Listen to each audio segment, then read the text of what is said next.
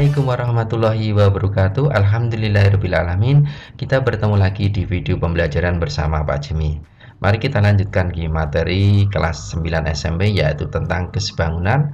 Dan kali ini kita akan membahas mengenai kesebangunan pada segitiga siku-siku. Dan juga di video ini Pak Jimmy akan memberikan berbagai macam contoh soal dan pembahasannya yang berkaitan dengan kesebangunan pada segitiga siku-siku. Jangan lupa like dan subscribe-nya. Kesebangunan pada segitiga siku-siku. Mari kita bahas mengenai tentang materi kali ini. Perhatikan segitiga siku-siku ABC. Dari sudut siku-siku A ini kita tarik garis tinggi AD, yaitu garis yang tegak lurus dengan sisi BC. Maka terdapat 3 buah segitiga ya. Segitiga yang pertama yang berwarna merah ini, yaitu di AC, saya geser di sebelah kanan. Ini juga merupakan segitiga siku-siku. Selanjutnya yang segitiga yang kedua BDA yang berwarna kuning, saya geser di sebelah kanan. Ini juga merupakan segitiga siku-siku. Yang segitiga pertama yang besar ini saya beri warna biru. Maka terdapat 3 buah segitiga. Apakah saling sebangun? Kita tunjukkan. Sudut B ini saya beri warna hijau, maka akan sama dengan sudut B yang di segitiga yang berwarna kuning. Kenapa kok sama? Karena ini sebelumnya berimbit. Nah, maka segitiga ABC sama BDA adalah sebangun, berarti kenapa? Karena ada 2 sudut yang sama besar. Yang C ini saya beri warna biru, berarti C di sini juga berwarna biru. Berarti ini juga sebangun karena ada 2 sudut yang sama besar.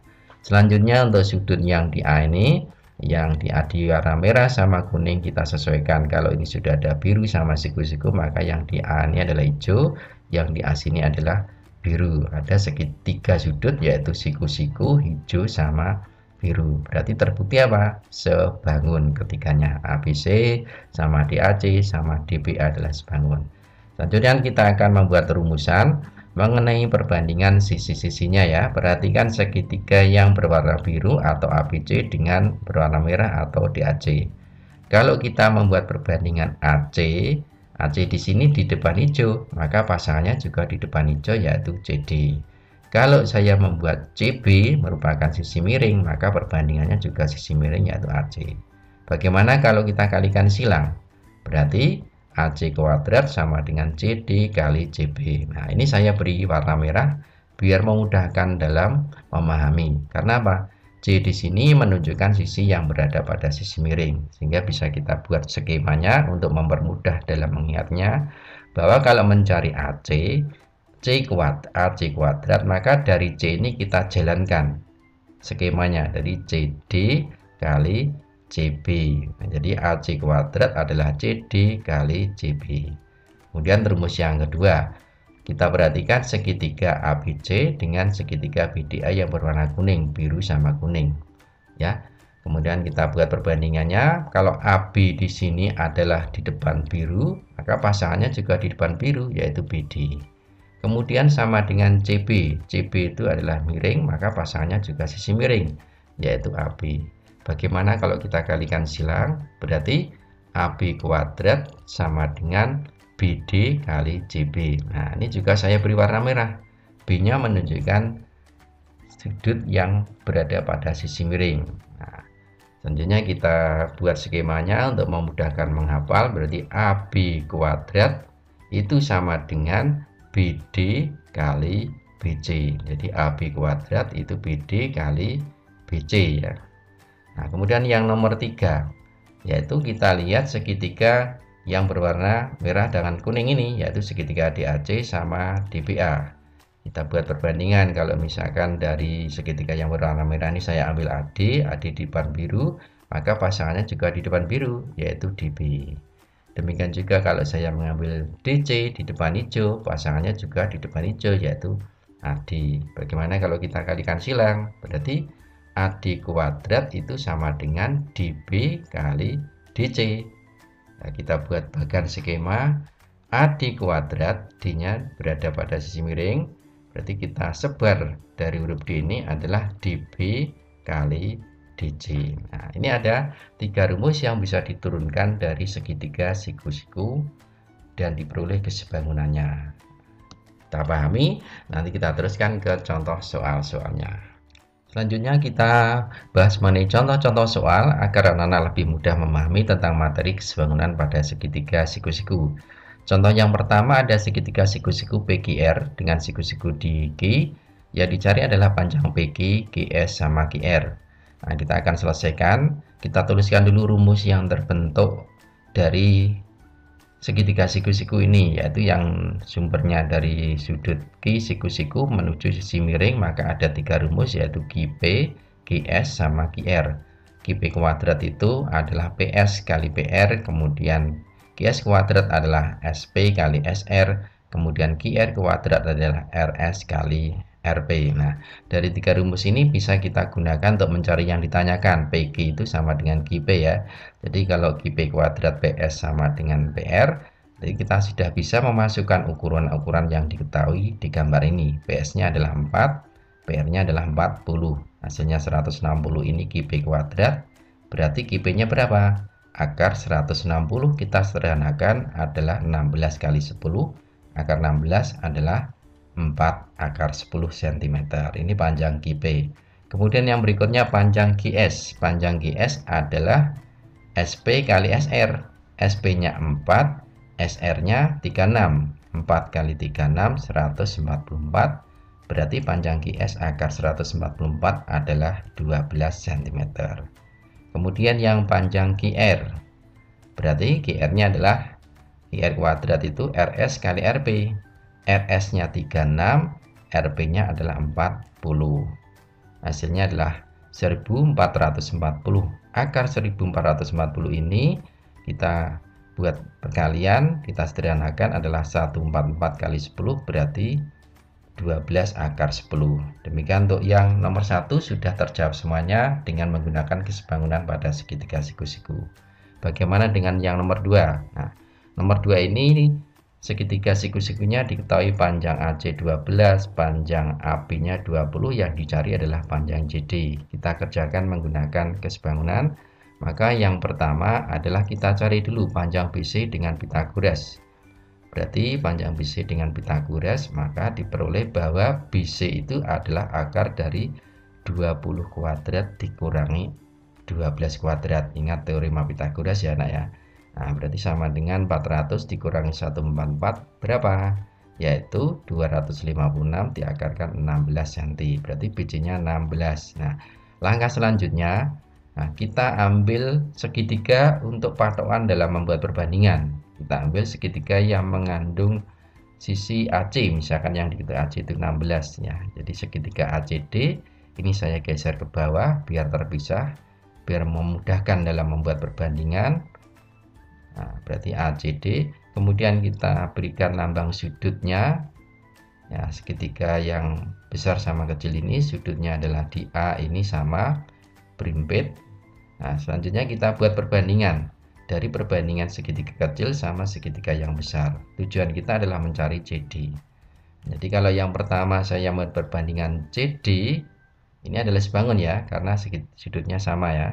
Jadi kita bisa peroleh bahwa CD itu nanti pasangannya adalah BC. Kenapa? CD di depan sudut merah dan BC juga di depan sudut yang saya beri tanda merah ini. Jadi CD per CB atau BC sama dengan kalau saya mengambil AC, AC ini sisi miring, berarti pasangannya juga sisi miring pada segitiga yang besar, yaitu AB.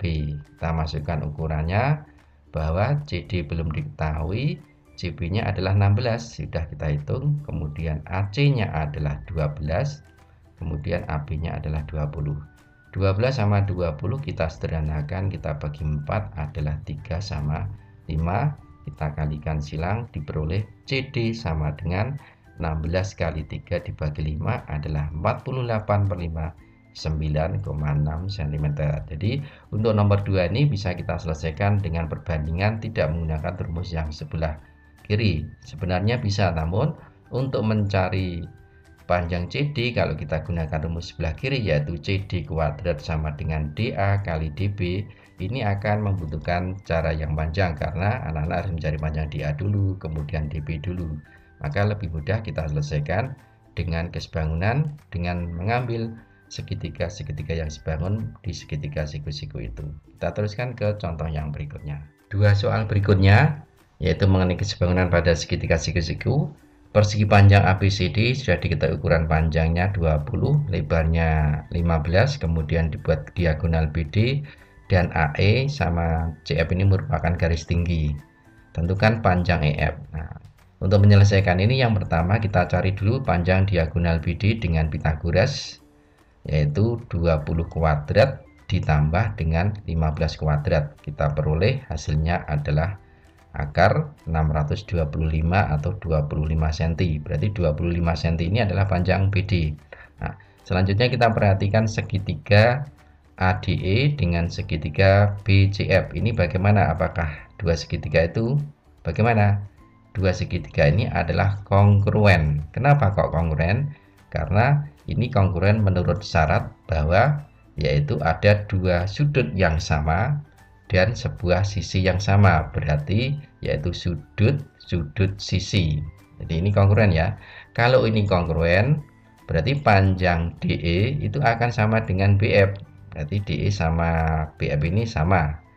Nah, selanjutnya kita akan mencari panjang DE. Kalau salah satu panjang DE ketemu, maka untuk FE nya bisa kita cari dengan menggunakan kesebangunan pada segitiga siku-siku tadi. Kita ambil misalkan segitiga ABD ini siku-siku di A, maka untuk mencari panjang AE berarti mencari panjang AD ya, AD kuadrat itu akan sama dengan DE dikalikan DB. Ingat rumus yang baru saja kita pelajari, berarti AD kuadrat adalah DE kali DB.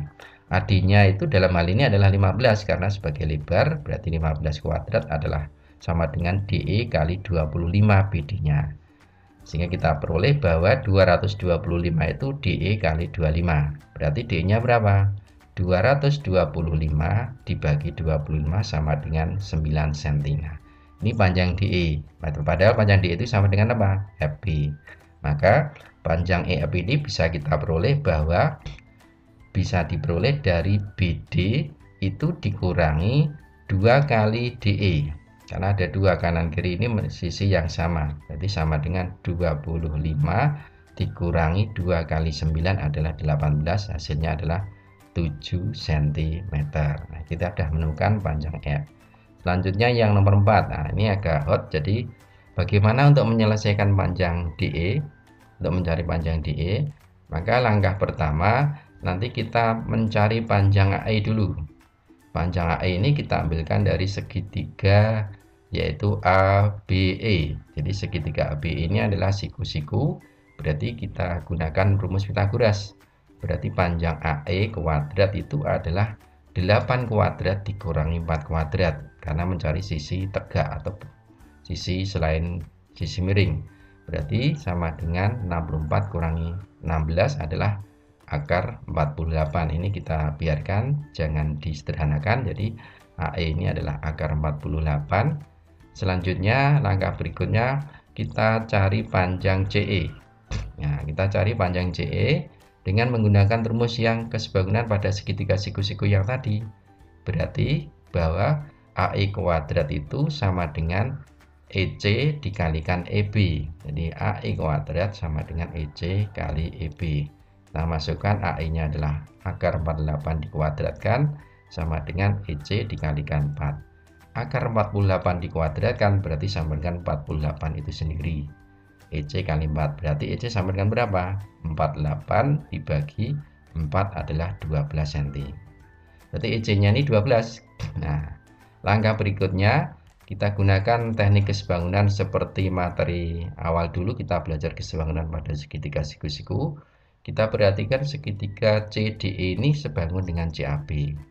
Maka bisa kita peroleh perbandingannya bahwa CE per CB itu akan sama dengan DE per AB. Jadi CE per CB sama dengan DE per AB karena DE sama AB ini garis yang sejajar. Berarti kita masukkan ukurannya 12 per 16 dari 12 tambah 4 sama dengan DE per AB. 12 sama 16 ini kita sederhanakan, kita bagi 4 adalah 3 sama 4, kemudian kita kali silang, berarti DE adalah 8 kali 3 24 per 4 adalah 6 cm. Jadi DE nya adalah 6 cm. Demikian mengenai contoh-contoh soal-soal yang berkaitan dengan kesebangunan pada segitiga siku-siku. Semoga anak-anak memahami dan tetap semangat belajarnya. Terima kasih. Assalamualaikum warahmatullahi wabarakatuh.